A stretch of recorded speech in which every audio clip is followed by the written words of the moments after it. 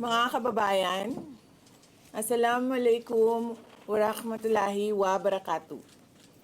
Madayaw, maayong adlaw kaninyong tanan. Magandang araw sa inyong lahat.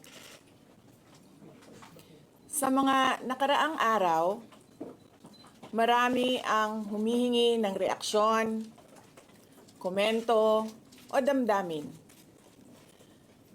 Damdamin ko sa issue ng impeachment na naihain laban sa akin.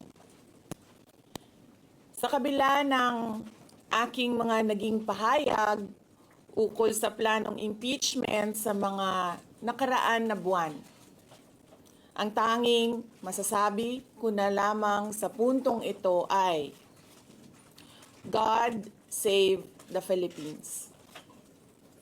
Bukod dito, nais ko na lang ipaabot ang aking taus-pusong pasasalamat sa mga kababayan na patuloy na nagdarasal, sumusuporta, nagtitiwala, at patuloy na nagmamahal sa akin.